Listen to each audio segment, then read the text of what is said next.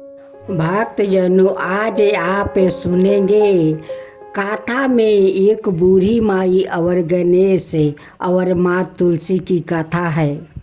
एक बुढ़िया माई थी। जो बुढ़िया माई अपना नाती के साथ रहती थी।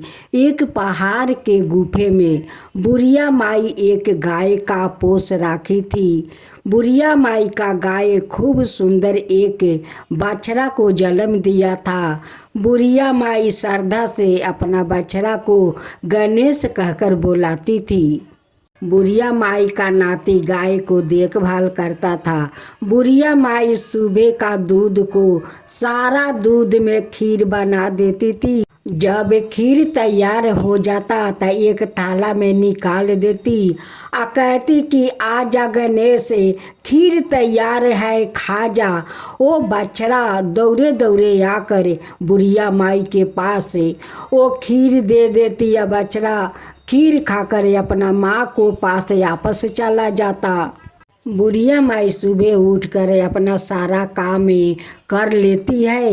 नहा धोआकर माँ तुलसी का पूजा कर लेती है।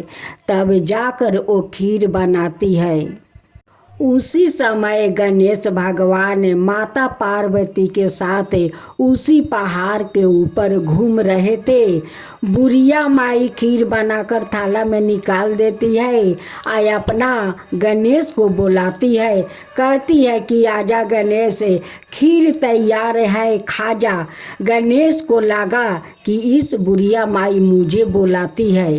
गणेश अपना माता से कहते हैं कि माँ, तुम आगे चलो, मैं आता हूँ। उसी समय गणेश भगवान एक बूढ़ा का भेष धारण करते हैं। एक काख में झोली झूला लेते हैं और झोला लेकर हाथ में लाठी लेकर उस बुढ़िया के पास जाते हैं। जाकर देखते हैं कि बुढ़िया माई तो खीर बना कर राखी है और अपना बछड़ा के नाम गणेश राखी है।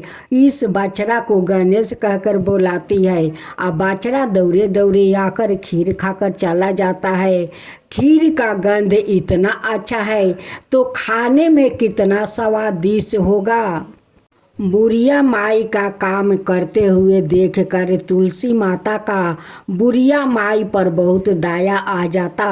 वो कहने लगती कि बुढ़िया माई सुबह उठ कर हमारा पूजा करती है, इतना सेवा करती है, गाय को खीर बनाकर खिलाती है, इतना सारा काम अकेले करती है, क्यों ना मैं आकर इनकी सारे काम कर दूं। एक दिन माँ तुलसी सुबह आती है और बुढ़िया माई सो रही थी। उसी समय सारा काम करके चली जाती है। जब बुढ़िया माई का अंगी टूटा तो वो देखती है कि मेरे घर के तो सारा काम हो चुका है, आए कौन आकर कर जाता है। लगता है मेरे नाती ये सारे काम कर लेता है। नाती से कहती है कि बेटा, तू तो आज बहुत सुबह सुबह उठ गया और घर के सारा काम कर लिया। नाती कहता है कि नहीं नानी माँ, मैं तो अभी अभी उठी हूँ, मैं घर के काम कहाँ किया, नहीं किया।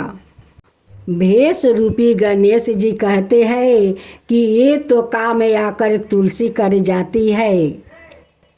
उस खीर को देखकर गणेश जी सोचने लगे कि मैं इस खीर को कैसे खाऊं, क्या करूं कि इस खीर को मैं खा सकूं।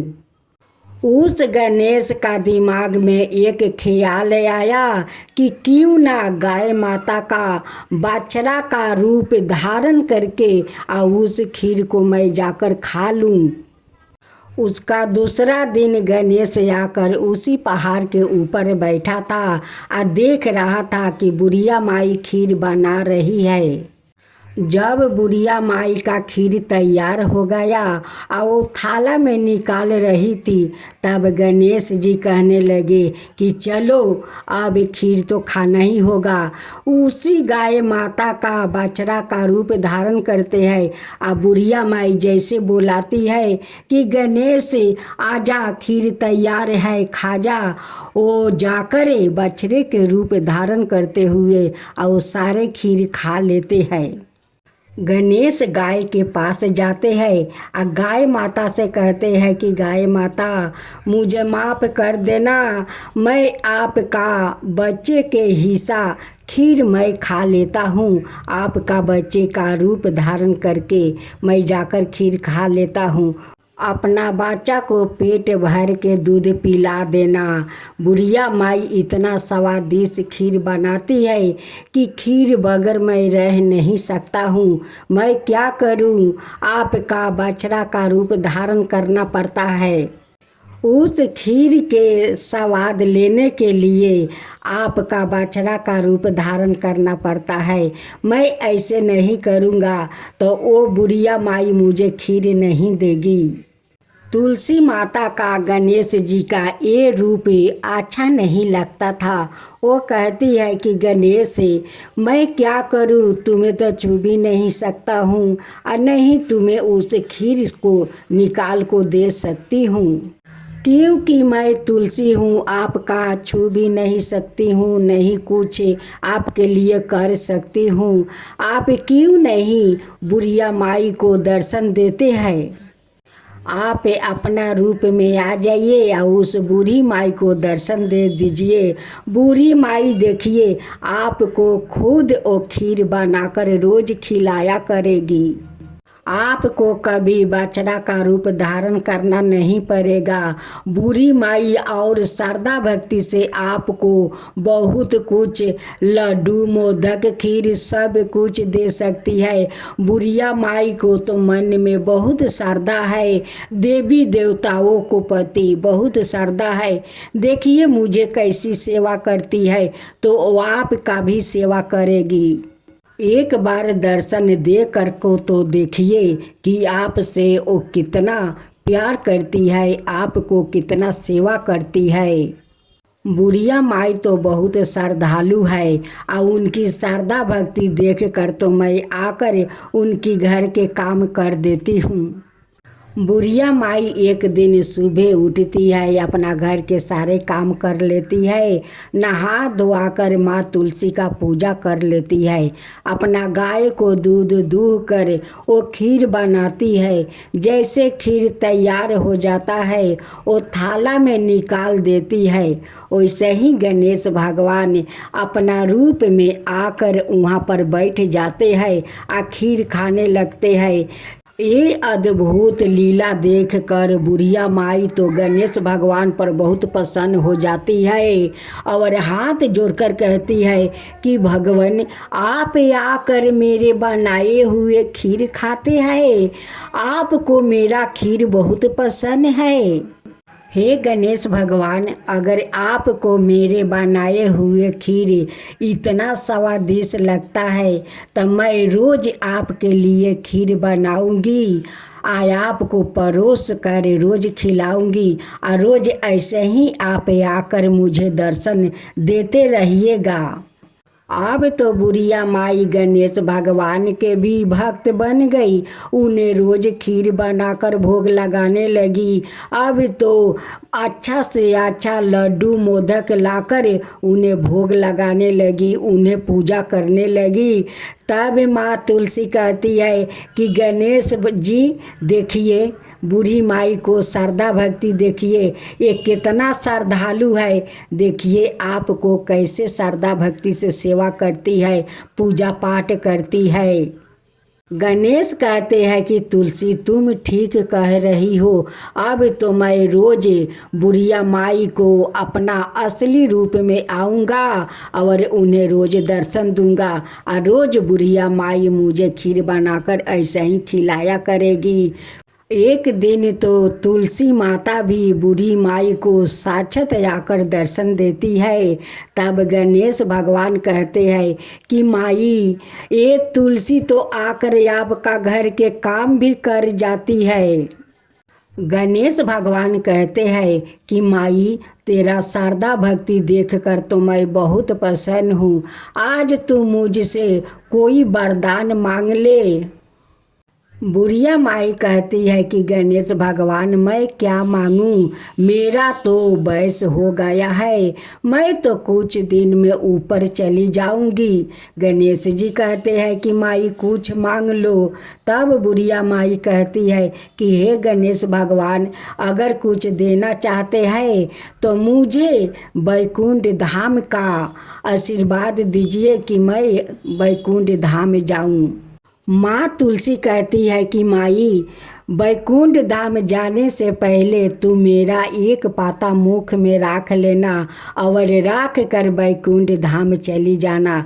माँ तुलसी और गणेश भगवान अंतर्ध्यान हो जाते हैं। हे गणेश भगवान, हे माँ तुलसी, जैसे आप उस बुढ़िया माई पर आप कृपा किया वैसा ही सबका ऊपर कृपा कीजिए। हे तुलसी माता, हे गणेश भगवान, सबका ऊपर कृपा कीजिए। गणेश जी की जय हो, गणेश जी की जय हो, माता तुलसी की जय हो, माता तुलसी की जय हो। एक चौकी पर तुलसी का पौधा और दूसरी चौकी पर शालिग्राम को स्थापित करें। इसके बाद बगल में एक जल भरा कलश रखें और उसके ऊपर आम के 5 पत्ते रखें। तुलसी के गमले में गेरू लगाए और घी का दीप जलाए। फिर तुलसी और शालिग्राम पर गंगा जल का छिड़काव करे और रोली चंदन का टीका लगाए। भक्तजनों, आज आप सुने तुलसी और जलंधर की व्रत कथा। दैत्यराज कलनेमी की कन्या बिंदा का विवाह जलंधर से हुआ। जलंधर महाराक्षस था।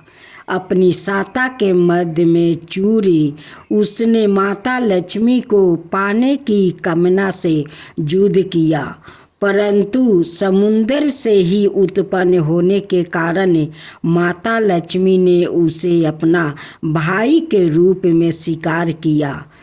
वहाँ से पराजित होकर वो देवी पार्वती को पाने की लालसा से कैलाश पर्वत पर गया।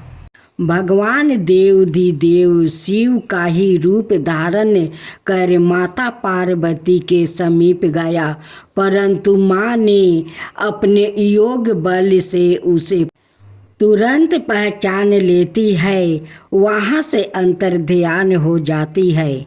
देवी पार्वती ने क्रोध होकर सारा वृत्तांत भगवान विष्णु को सुनाती है। जलंधर की पत्नी बिंदा अत्यंत पतिव्रता स्त्री थी।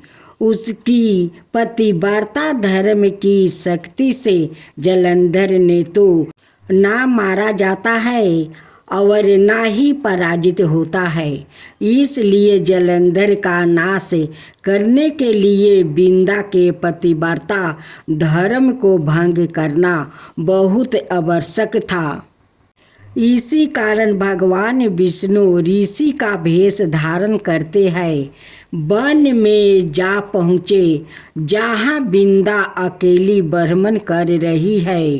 भगवान के साथ 2 मायावीर राक्षस भी थे, जिन्हें देखकर बिंदा भयभीत हो गई।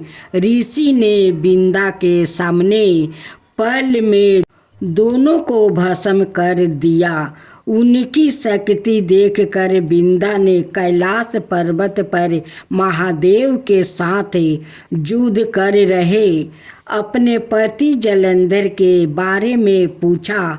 ऋषि ने अपना माया जाल से 2 बांदर प्रकट किया।